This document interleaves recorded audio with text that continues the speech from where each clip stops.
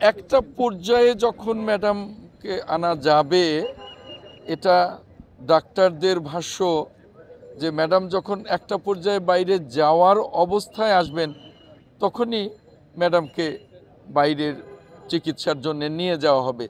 সেজন্যে বাইরে বেশ কয়েকটি দেশে হসপিটাল ইতিমধ্যেই ঠিক করা আছে, এয়ার অ্যাম্বুলেন্স ঠিক করা আছে।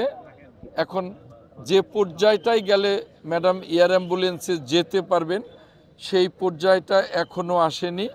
সেজন্যে আমরা সকলেই দোয়া করি ডাক্তাররা যাতে সেই পর্যায়টায় নিয়ে আসতে পারেন।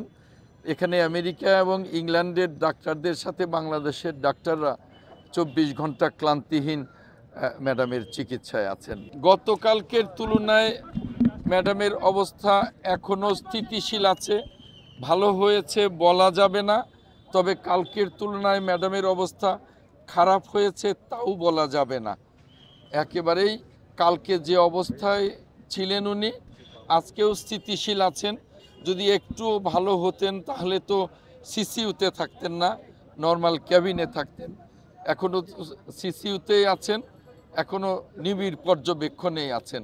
আমাদের বাংলাদেশের সকলের নেত্রী, গণতন্ত্রের নেত্রী, দেশনেত্রী ম্যাডাম খালেদা জিয়া দেশি বিদেশি, আমেরিকা, ইংল্যান্ড এবং বাংলাদেশের উচ্চ পর্যায়ের প্রফেসরদের তত্ত্বাবধানে নিবিড় পর্যবেক্ষণে আছেন। ম্যাডামের জন্য এখন ডাক্তাররা সার্বক্ষণিক চিকিৎসায় আছেন। আমাদের যেটা করণীয় সেটা হলো পুরো দেশবাসীর ম্যাডামের জন্য দোয়া করা।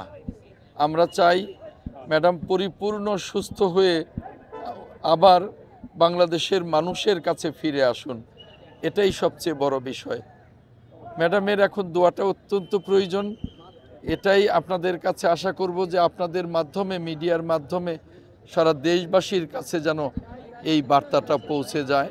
ম্যাডাম এখনও সিসিইউতেই আছেন, আগের মতোই আছেন, অনেক সংকটাপন্নই বলা যায়।